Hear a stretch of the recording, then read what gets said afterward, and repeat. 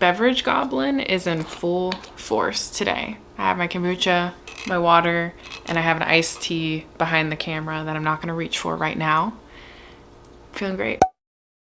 Hello friends, welcome back to my channel. My name is Steph and today we are doing the mid-year Freakout tag, but with a twist. So like everybody else in the community, I really love the mid-year Freakout tag or the mid-year check-in. It's a great way to see where everybody's at with their reading, what they're loving, what they're hating, what they want to read for the rest of the year. But I also think, like many of you, I don't necessarily vibe with all of the questions. And so one of my patrons, Zelly, suggested that we should just change some of the questions up. So I had them ask me a few questions that they think I should add to this tag. So from the original tag, I have 5 questions, and then the rest of the questions are from my patrons. I will have the original questions along with the original creators of this tag down below, and I will also put in the new questions that I'm adding on if you wanted to also do these questions. I don't know, most people have done this tag already, so, but I will have everything down below if you would like to look at it. I am trying to answer these with one book per question, but there are some questions that are kind of twofold, and some of them I just couldn't give one answer to.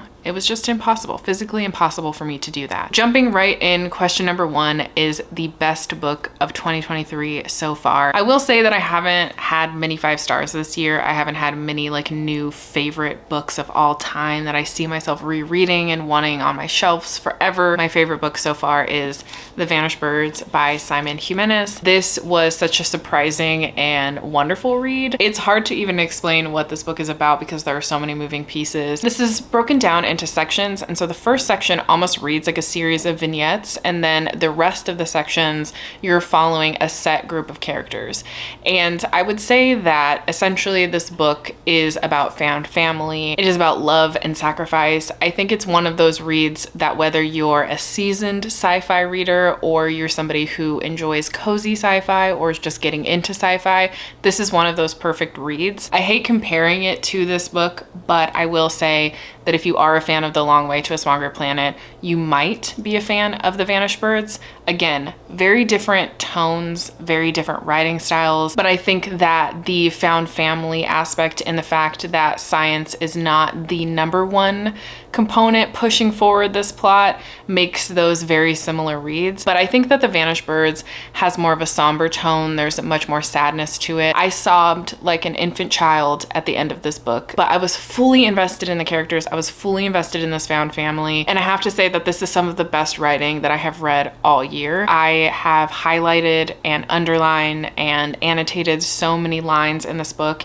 And I also think that it's one of those books that deserves to be reread, especially for the beauty in its writing, so that maybe the first time around you appreciate and get attached to the characters, and the second time around you bask in the writing. And so I had to choose this book. It was one of my surprising 5-star reads, and I definitely think this will be in my top 10 of the year. The second question is the best sequel so far in 2023. It has to be Fool's Quest. So I am on my last leg of my Realm of the Elderling journey. I have 1 book left, which is so devastating to me, so much so that I've put it off for a few months. I read the first 2 books in the last trilogy a month or 2 ago, and I just haven't built up the courage to read the last book in the series. I haven't gotten there yet, but Fool's Quest is the second to last book in the Realm of the Elderlings. I have just so much love for Robin Hobb. I have so much love for these characters. I loved the first book in this trilogy. I knew it would be devastating. I knew the tone would be a lot different. I knew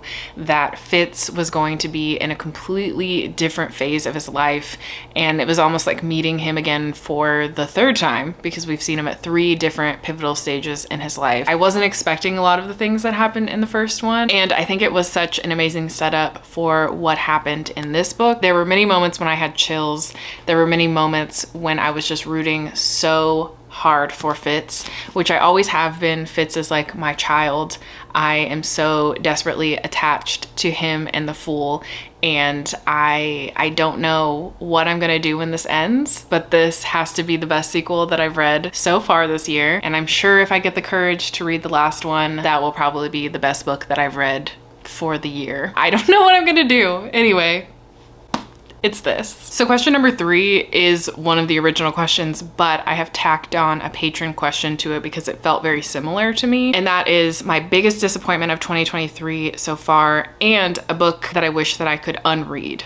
And I really loved that question. So my biggest disappointment of this year has to be Untethered Sky by Fonda Lee. I feel like my disappointment in this book is partially my expectations, but also I just don't think this was the story for me. Now, was it beautifully written? Sure, the writing was great, but I just didn't connect to the characters. I didn't connect to the story. I think that there were some really strong moments in it, but otherwise I just felt so apathetic about the overall story. It was very unmemorable for me, and so it has to be my biggest disappointment. In terms of a book that I wish that I could unread, it has to be City of Dragons. And I can't believe that a Hob is on this list of like something that's disappointing or I wish that I could unread, but I hated this book. This is the lowest star rating that I've ever given a Robin Hobb book. I gave it 2 stars, and I don't think that it did anything for this quartet, which is the Rainwild Chronicles. I personally think that the Rainwild Chronicles could have been a trilogy, and I think it would have been much better if it were a trilogy, and I feel like this book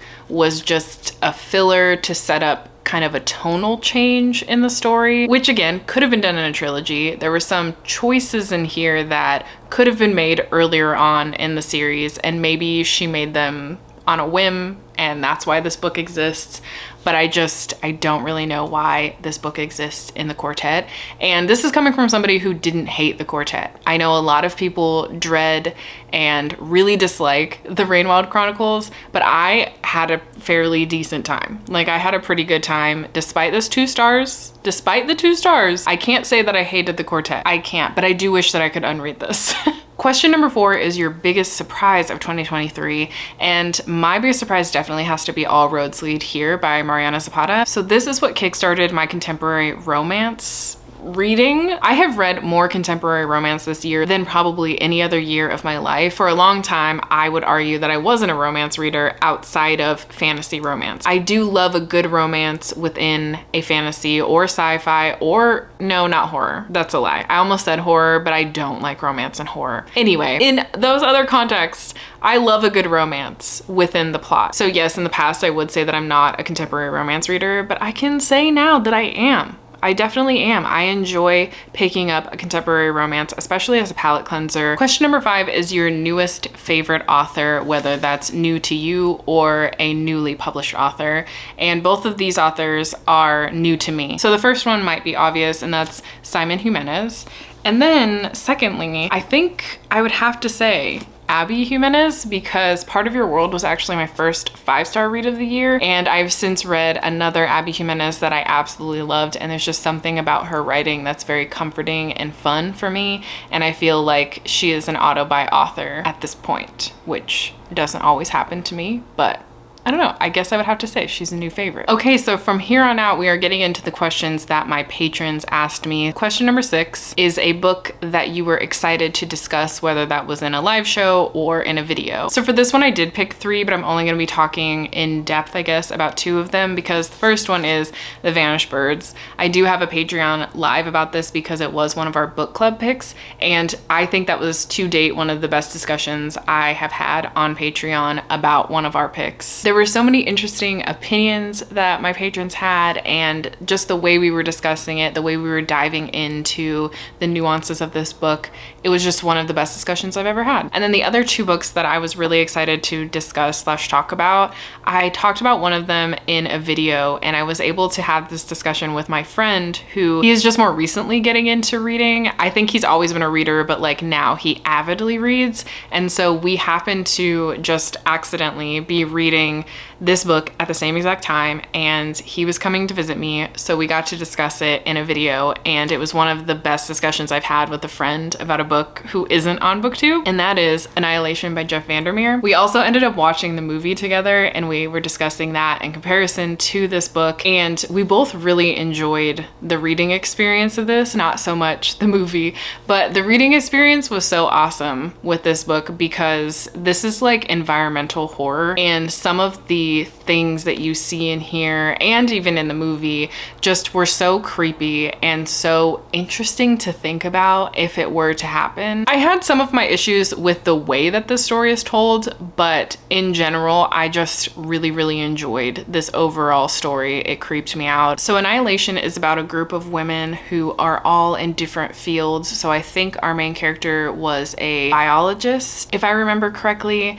There's an anthropologist, a linguist, and a psychologist. And this is the latest expedition that is going in to try and explore Area X. Area X has been cut off from the world for decades because every time a group of explorers goes in, it ends up in a very tragic situation. And they're starting to notice that the landscape is developing in a way that we've never seen before, but they don't understand it. They don't have any science behind what is going on because every time they go there, something horrible happens. So they're hoping that in this expedition, things will change based on how they've changed some of the factors of the group, which I think namely is that it's all women. And you just get to see them going into Area X and everything that kind of transpires once they get there. And it's very scary. It's very interesting. I mean, I guess scary is based off your definition of scary and what scares you. Eco horror definitely is something very scary for me personally, so this for sure gave me the creeps. And then lastly, the book that I think is very hit or miss for people, and so I was excited to talk about it with the people who didn't like it and the people who really liked it, and that is The Last House on Needless Street. Just looking through Goodreads is so hit or miss for people. It's either like a 1 or 2 star or 5 stars. It was so fun to discuss with patrons, with friends, to watch people's videos about it. I do have a vlog coming out that I talk about this, so if you're wondering why I haven't talked about this yet, that's why. It's because it's in that vlog. So I had a lot of fun discussing it in that vlog, even though you can't really say that much about it because saying too much might give away things, but I just think it was such a wild ride, and being able to discuss spoilers with like Jared, who's my partner, who loves this book, and some friends as well who love this book, it was just really interesting to see what scared them versus what scared other people versus what scared me. So I really enjoyed this. I don't know who to recommend it to, but I think that if you like a weird, twisty, turny time, then you might like this. I can say the one thing about this book is it will make you feel uneasy. Question number 7 is a book you would recommend the most. This book I'm recommending because I think it has more mass appeal than anything else that I could recommend, and also some of my recommendations I feel like you have to get really deep into a series for me to recommend it or to read that specific recommendation. So this one, it's nice because it's just a contemporary romance and that's part of your world. I think this one has such mass appeal. I think the majority of people who pick it up end up loving it. Even if it's not like a 5-star new favorite, there's something to love about it. There's something so charming about these characters and about this relationship and just about this small town. But there's also a lot of substance to it. I feel the characters are really going through their own grief and healing processes. And so I think that no matter what type of reader you are, obviously you probably need to enjoy romance to some degree to enjoy this, but I think no matter what kind of romance reader you are, you'll probably find this to be very cute and heartwarming. Question number 8 is what book do you think has the most rereadability?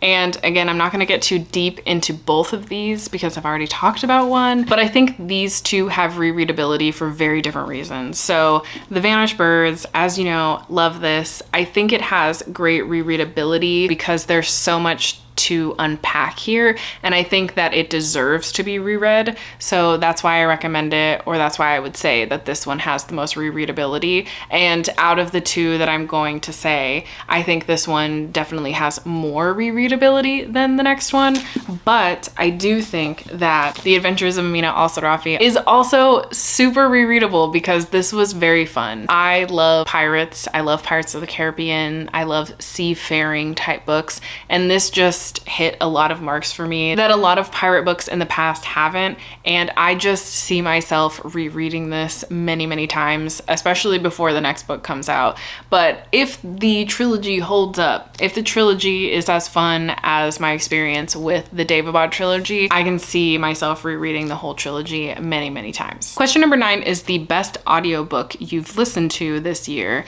and again I have 2, but one of them only I guess really counts because I read it for the first time this year, and the second one is a reread. So we are going to be talking about The Adventures of Amina al-Sarafi again. This was absolutely so fun on audiobook. I started out reading it physically, and then I wanted to listen to it while I was at work doing some mindless tasks, and I ended up getting so sucked into the audiobook that is how I consumed the rest of the book. This was so fun on audiobook. The narrator is amazing. I'm so excited to see what else this narrator does with the rest of the series. I hope that they continue with the same narrator. I don't know why they wouldn't. But now I just unlocked a fear. So anyway, I hope it's the same narrator. If you don't know what this is about Amina al-Sarafi, who is a 40-something-year-old pirate who's retired from piracy and smuggling, but she is given one last opportunity to go on a seafaring adventure. And in this book, she gets her crew back together to go on this grand adventure that will eventually lead them to a lot of money, and a lot of shenanigans unfold in this book, and it's such a fun time. The second book that was like the best audiobook experience is Jade City. I'm not going to talk too much about it because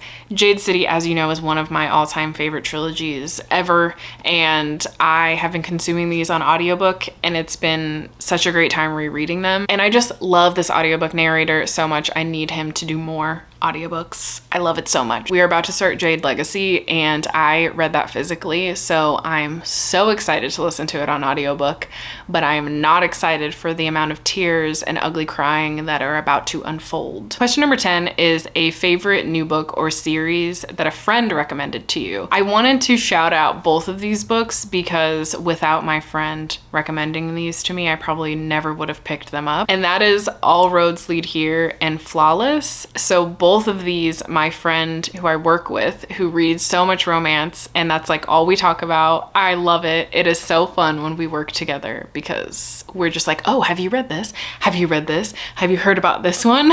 But anyway, she recommended both of these. She single-handedly is probably the reason that I'm into romance now. I am obsessed with both of these authors now, thanks to my friend. Question number 11 is a genre that you would like to explore more of. Because of Kindle Unlimited, I realized that I want to start exploring fantasy romance again. I've always loved fantasy romance. I mean, I grew up with Twilight and Vampire Academy. Like, paranormal romance was my jam back in the day. That transformed into loving fantasy romance, and I just haven't really explored new fantasy romance. So I've been slowly but surely doing that over the years, but especially recently, I've been in a really big fantasy romance mood. And with KU at my fingertips, it's been so much fun trying to find like fun KU fantasy romances. So I think that's what I would love to spend the rest of the year doing, is like finding some fantasy romance books to read and like fall in love with. And marathoning series is one of my favorite things to do, so I definitely want to do that more with a lot of these fantasy romance series. Part of me also wants to say that I would love to explore a little more of sci-fi, because I have been enjoying some of the sci-fis I have been reading recently. As y'all may know, I am very hit or miss with sci-fi, especially hard sci-fi like major space opera. I can't do it, but I love a cozy sci-fi, which is why things like The Long Way to a Small Grey Planet and The Vanished Birds really work well for me. But I would love to explore a little more in the sci-fi genre, but let's not get carried away. Okay, let's not get carried away with that. Lower your expectations of me, please. Question number 12 is an author you're giving up on. And this, I had to think about this quite a bit because there wasn't anyone that just came to mind immediately. But I guess if I had to look at some of the things that I DNF'd this year, two of the authors that I would definitely not really want to explore more of their works is K.A. Tucker. I didn't really like her fantasy romance, and I didn't like The Simple Wilds. I couldn't with that one. And then I know this is gonna hurt some people, but James S.A. Corey, I just don't have any interest. You know, I tried to read Leviathan Wakes, wasn't for me, and I don't care to explore more of that. I don't really care about that, you know? So I'm so sorry to you all who love them, but I don't. And then question number 13 is books you would like to read by the end of the year, which is part of the original tag. And I have a few stacks here, but the two, like, I have to read them by the end of the year. Come on, I have to. Is Assassin's Fate. Like I need to finish this series by the end of the year. I really do. I think the problem that I'm facing and why I'm so scared is because I know that I'm gonna go into the worst slump of my life after I finish this. And then I really am trying to prioritize The Reformatory by Tananarive Due, because Tananarive Due is one of my favorite horror authors, and I would love to read this before it comes out on October 31st. And this next stack is just like hopefuls for the rest of the year. Some of them I actually know that I'll be prioritizing because they are picks for Patreon, whether it's the buddy read or the book club pick. I mean, these are ones that I just like keep thinking about and I keep wanting to pick up, but God only knows there are so many books that I would love to read by the end of the year. I would love to get so many books read by the end of the year, but who knows what will happen. So that was my mid-year book tag with a little bit of a twist. I hope that you enjoyed this. Again, if you are looking for the questions, I will have the original questions and the bonus questions that my patrons submitted down below if you want to do this tag. I would also love to know what your best and most disappointing books of 2023 have been so far this year. If you've made it this far and you have nothing else to say, feel free to leave a book stack emoji down below, and I will talk to you next time. Bye.